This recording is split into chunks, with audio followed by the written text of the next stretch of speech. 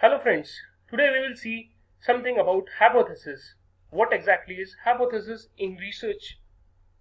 Let us see one by one what exactly is hypothesis.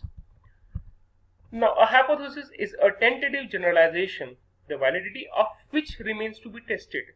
Now this means एक generalized आपका assumption है hypothesis मतलब यदि आप सोचते हो फॉर एग्जाम्पल आज अगर आप बाहर निकलते हो घर से बाहर निकलते हो और आपको लगता है कि आज बादल बहुत ज्यादा है so it could be a generalized assumption that हो सकता है आज बारिश आएगी that remains to be tested the validity of which remains to be tested मतलब ये अब आप आगे देखना पड़ेगा जिस तरह से दिन बढ़ेगा कि बारिश आएगी या नहीं आएगी it may be any guessed imaginative idea which becomes the basis for investigation कोई भी एक गेस हो सकता है कि जिसे हम आगे इन्वेस्टिगेट करने की हमें जरूरत पड़ती है now a hypothesis is a formal tentative statement of the expected relationship between two or more variables under the study हम जब भी रिसर्च के अंदर या फिर हमारे स्टैट्स के अंदर हम दो वेरिएबल्स लेते हैं जिसमें से एक वेरिएबल रिलेशनशिप हमें फाइंड आउट करना होता है जिसमें से कि एक वेरिएबल को हम चेंज करते हैं और उसका इफेक्ट दूसरे वेरिएबल पर क्या होता है ये हमें देखा जाता है फॉर एग्जांपल अगर हम इकोनॉमिक्स की बात करते हैं the change in price of a petrol will effect the demand as well as the supply of the petrol जैसे अब पेट्रोल की जब प्राइसेस ज्यादा बढ़ती हैं तो ऑटोमेटिकली जो उसकी डिमांड होगी वो थोड़ी बहुत कम हो जाती है so this is what is an assumption that we need to study, that is the effect of change of one variable over the other variable.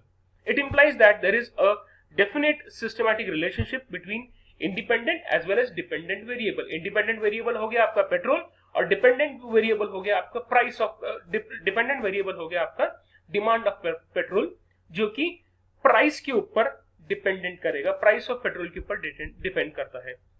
A hypothesis is an assumption, is a proposed assumption, explanation or solution which needs to be proved or disproved.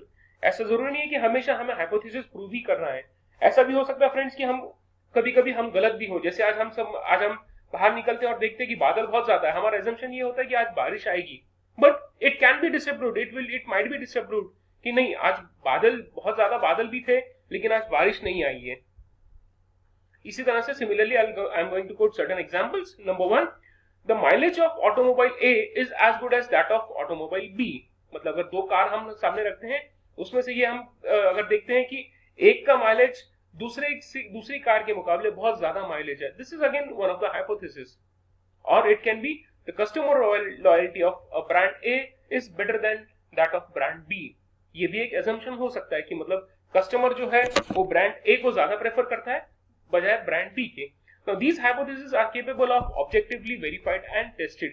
इन सभी hypotheses को जब हम verify करेंगे जब हम testing करेंगे जिस तरह से अलग अलग टेस्ट में आपको next example के अंदर next slide के अंदर मैं बताने जाऊंगा उस तरह से हम टेस्ट लगा करके बहुत से हम hypothesis टेस्ट कर सकते हैं उसे प्रूव कर सकते हैं कि ये या तो वेरीफाई होता है या फिर वेरीफाई नहीं होता है. Now functions of hypothesis number 1 it guides the direction of the study. आपकी स्टडी जो है वो किस डायरेक्शन में जाना चाहती है या जाने वाली है वो आपको एक गाइड की तरह प्रूव करता है. Hypothesis also enables the researcher to objectively investigate new areas of discovery. मतलब ऐसी जगह फॉर एग्जांपल कोविड-19 का जब जैसे आपको पता है कि कोविड-19 के अंदर क्या क्या चेंजेस आ रहे हैं वो वायरस के अंदर क्या क्या बदलाव आ रहे हैं ये सब देखने के लिए भी हमें हाइपोथेसिस की जरूरत होती है assumption की जरूरत होती है. It identify facts that are relevant and those that are not relevant or not relevant. Mask लगाते हैं तो उससे कोविड-19 नहीं फैलेगा ये रेलेवेंट फैक्ट है लेकिन बहुत सारे ऐसे इररेलेवेंट फैक्ट है जो कि हम हाइपोथेसिस लेने के बाद में उसे डिसअप्रूव भी कर सकते हैं.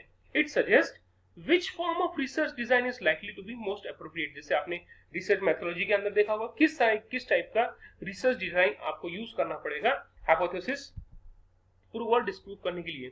It also provides a structured framework for organizing the conclusion that results further. तो हमें किस तरह के conclusion मिलेंगे ये भी आपका hypothesis determine करता है.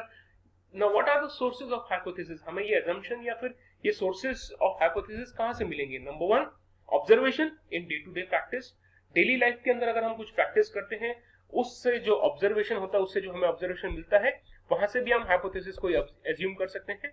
It could be certain suggestions from your serving executives, बहुत सारी कंपनी के अंदर जो बहुत सालों से एग्जीक्यूटिव्स या फिर मैनेजर्स काम कर रहे हैं, वो भी आपको कोई ना कोई एक हाइपोथेसिस सजेस्ट कर सकते हो। फॉर एग्जांपल, जिस तरह से माइग्रेशन ऑफ लेबर इफेक्ट हुआ है कोविड-19 के वजह से, उस तरह से इंडस्ट्रियल आउटपुट भी कम हो गया है, डिक्रीज हो गया है। This could be one of the hypothesis. तो ये आपके सर्विंग एग्जीक्यूटिव जो है या जो मैनेजर्स हैं वो आपके सजेस्ट कर सकते हैं। It could B the suggestions from the shop floor, from the workers who are operating on the shop floor. It could be either by experiences or by observation of other competitors. One of the source could be observation from the past studies. इससे पहले जितनी भी studies हुई है उसे हम जब consider करते हैं, उससे भी हम बहुत सारे हाइपोथेसिस या फिर assumptions derive कर सकते हैं। It could be finding or conclusion from the research and development, that is R&D department of any company. It could be the assumptions could be from scientific theory. So these were some of the sources of hypothesis. Next, characteristics of a good hypothesis. एक अच्छे hypothesis की क्या क्या characteristics है? Hypothesis should be clear and precise so that perfect conclusions can be drawn on the basis of your study. Perfect conclusion आप draw कर सकते हैं। ऐसा इस टाइप का आपका hypothesis एकदम clear और precise, बिल्कुल टू द पॉइंट होना चाहिए। It could be capable of being tested. ऐसा नहीं होना कि हम कुछ ऐसी चीज, कोई भी ऐसे एक एजम्पशन ऐसा ले रहे हैं और उसको हम टेस्ट कर रहे हैं जिसका टेस्ट का जो रिएक्शंस हैं या जो ऑब्जर्वेशंस है वो हमें इनफाइनाइट टाइम तक, अनलिमिटेड टाइम तक नहीं मिले, ऐसा नहीं होना चाहिए। वो टेस्टिंग की काबिल होना चाहिए। Hypothesis should be very much limited in scope. Scope उसका वेल डिफाइंड होना चाहिए। ऐसा नहीं है कि हम 100 साल की या 50 साल की स्टडी हम डिफाइन कर रहे हैं, ऐसा नहीं होना चाहिए। It could be like 5 years और 10 years study. The hypothesis should be simple so that it can be easily understandable by all the concern person. जैसे मैं आपको पहले बता चुका हूँ, बहुत ज्यादा सिंपल होना चाहिए। It should be based most on facts, known facts, जो हमें पता है उसी के फैक्ट्स के ऊपर बेस्ड होने चाहिए। It should be capable of testing with in a reasonable period of time, मतलब जो हमें टाइम ड्यूरेशन दिया है, 3 साल का, 2 साल का जैसे वक्त दिया है, उसी के अंदर ये हम हाइपोथेसिस टेस्ट कर सकते हैं। इस तरह से आपका हाइपोथेसिस होना चाहिए। फॉर एग्जांपल, जैसे आपको मालूम है कोई भी इंजेक्शन डेवलप करने के लिए 10 years का, 8 to 10 years का टाइम लगता है, लेकिन यहाँ पर जो साइंटिस्ट है उन्होंने कोविड-19 का थोड़ा सा ज्यादा इंपॉर्टेंस लिया है और they were able to come up with the COVID-19 vaccination within a very very reasonable time, that is of 1.5 years. तो ये टाइम ड्यूरेशन भी बहुत ज्यादा इंपॉर्टेंट है। Now we will see what are the different types of hypothesis. First is simple hypothesis.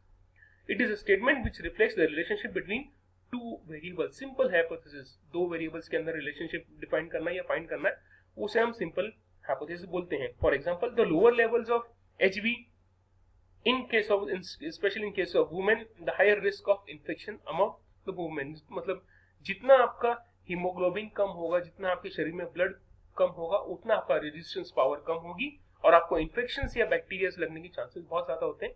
ये example हो गया आपका सिंपल हाइपोथेसिस का। कॉम्प्लिकेटेड और complex hypothesis, it is a statement which defines the relationship between 2 or more variables.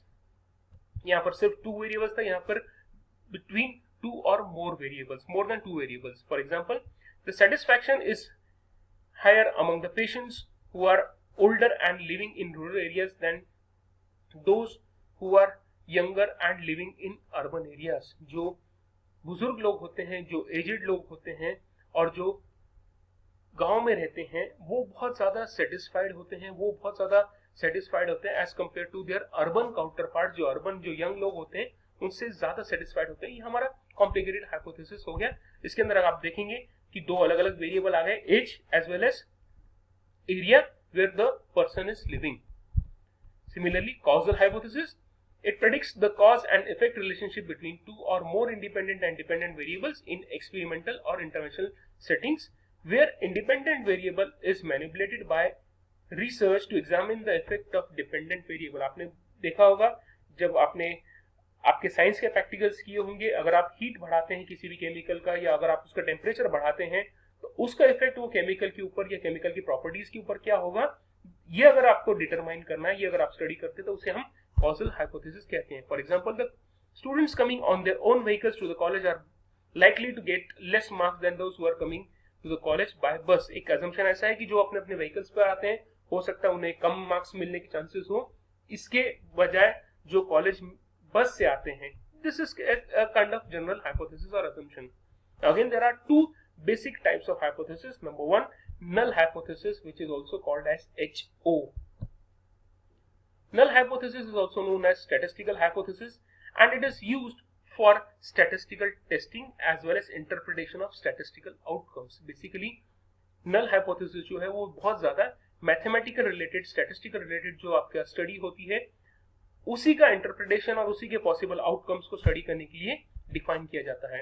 It states the existence of no relationship between independent and dependent variable. मतलब दो variable जब आपके पास होते हैं उन दोनों के बीच में कोई भी रिलेशन नहीं है, उन दोनों के बीच में कोई भी डिपेंडेंसी नहीं है, उसे हम नल हाइपोथेसिस कहते हैं. For example, there is no relationship between smoking and incidences of coronary artery disease. मतलब स्मोकिंग का और हमारे हार्ट अटैक का दोनों के बीच में कोई रिलेशन नहीं है. This is just a null hypothesis. Okay, next comes alternate hypothesis, जो कि नल हाइपोथेसिस का बिल्कुल ही ऑपोजिट होता है, बिल्कुल ही अलग होता है. That is alternate hypothesis. Null hypothesis को हम HO बोलते हैं, जबकि ऑल्टरनेट हाइपोथेसिस को हम H1 कहा जाता है. It states that the existence of relationship between two or more variables is there. मतलब दो वेरिएबल्स, दो या दो से ज्यादा वेरिएबल्स के बीच में कुछ रिलेशनशिप है, ये हमें वो चीज बताती है. नल हाइपोथेसिस में हम बोलते हैं कि कोई भी रिलेशन नहीं है, जबकि ऑल्टरनेट हाइपोथेसिस बोलते हैं में बताया जाता है कि दो या दो से ज्यादा जो वेरिएबल आपने कंसिडर किए उसके बीच में कुछ ना कुछ रिलेशन है. For example, there is a definite relationship between smoking and incidences of lung cancer. मतलब जितना ज्यादा आदमी स्मोक करता है, स्मोकिंग करता है, उतना ज्यादा उससे लंग कैंसर डेवलप होने के चांसेस ज्यादा होते हैं. आपने यहाँ पर देखा है स्मोकिंग और हार्ट डिजीज के बीच में कोई रिलेशन नहीं है, ये एक हमारा नल हाइपोथेसिस है, जबकि यहाँ पर हमने दो वेरिएबल्स के बीच में रिलेशनशिप लाया है, जैसे स्मोकिंग और लंग कैंसर के बीच में. Thank you friends, I hope आपको ये हाइपोथेसिस का कॉन्सेप्ट समझ में